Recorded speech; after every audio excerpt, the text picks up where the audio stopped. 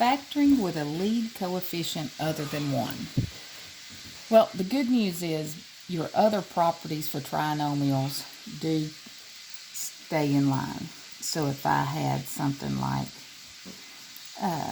what would this be? X squared plus 8x plus 12. Remember the rules are plus plus, two pluses, and you're always going to add to get the middle number. So x and x, two pluses, and you're going to multiply to get 12, add to give you 8, 6 and 2. Same thing, minus plus, two minuses, still adding. But if it's plus minus or minus minus, you got one each, and those you got to be careful and subtract. So the signs and the adding and subtracting, that is the same. However, if you have a coefficient that you can't take out, you're going to have to do a little finagling. Now, one thing they could give you is, let's say,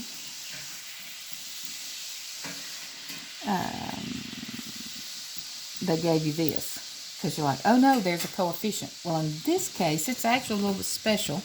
Notice how, if you look at all the coefficients, a common factor of 2 can come out. So if you factor out a 2, that leaves you with x squared minus 7x plus 12, and this is actually your original kind.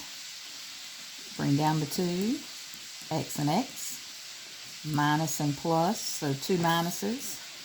What multiplies to give you 12 adds to give you 7, 3 and 4.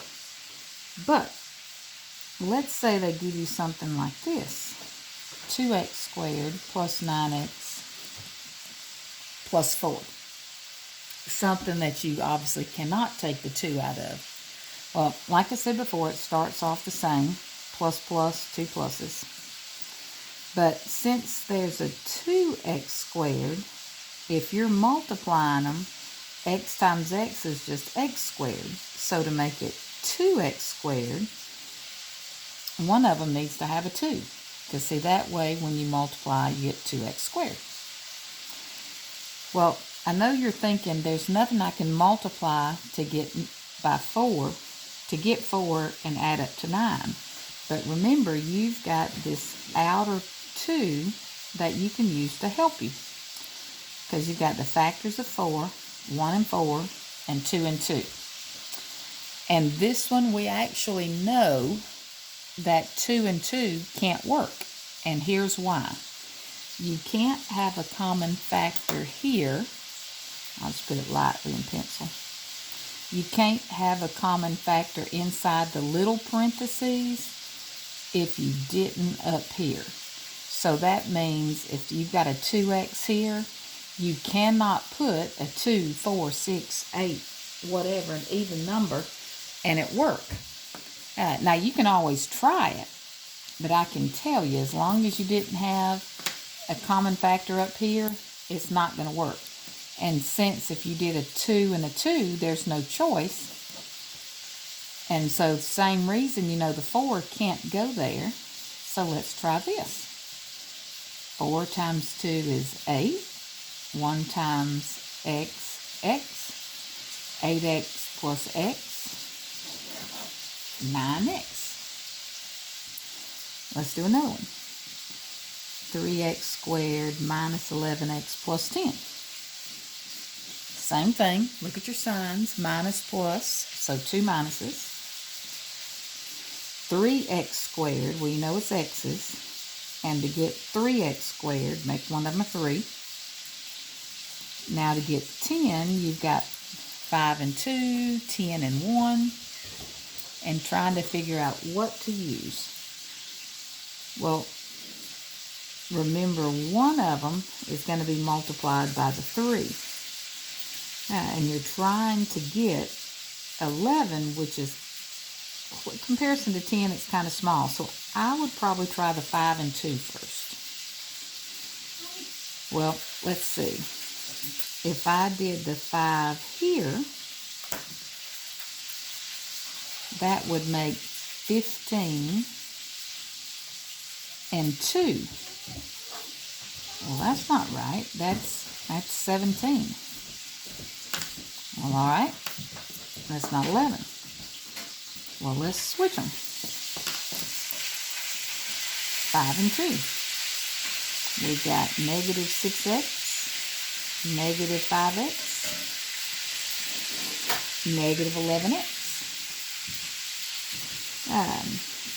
Let's say, what about this one? 6x squared plus 5x minus 4. Now, with 6x squared, that puts just a bit of difficulty on it because it just gives you more options. It could be 6x and x, but more than likely, it's probably going to be 2 and 3. Now, 1 plus, 1 minus, so we can't even put the signs in yet. With 4, we got 2, 2, 4, and 1. And we know which one can't work. The 2 and 2, because it would mean one of those would have to be there. No common factor here, none there. So try the 4 over here and the 1 over there. 3x, 8x, and since opposite signs subtracting, positive 8, negative 3, positive 5. Let's do one more. What about 3x squared plus 4x minus 7? Same thing, 3x and x, plus and a minus, so plus and a minus. Let's just make this one, let me rewrite it. Let's just make that one a negative. Rewrite it to make it a little bit, to give you one of those. Minus, minus, so same, 1 plus, 1 minus. 7, good thing is you have one option, 7 and 1. So using the 3, you know you're going to subtract. Well, if you put this 7 here, that gives you 21 and 1, so no. So let's try that. 3x, 7x, and if you want to subtract those, you do get 4x, but for it to be negative, you would want that to be negative 7x plus 3x. So negative, positive. These are kind of tricky. Technically, there is a method out there. It's called the pounds method. I remember seeing it in college. And, you know, from time to time, it's out there. It's kind of, I just never can remember it, and I just go ahead and factor it like normal. But if you're like, wait, there's something weird out there, there is. It's just, this is the way to do it without that, and it's just the way that I've always done. I hope this was of help to you. If can ever be of assistance to you, if you need any additional problems, please message me, and I'll be glad to help out wherever and whenever I can. Have a great day.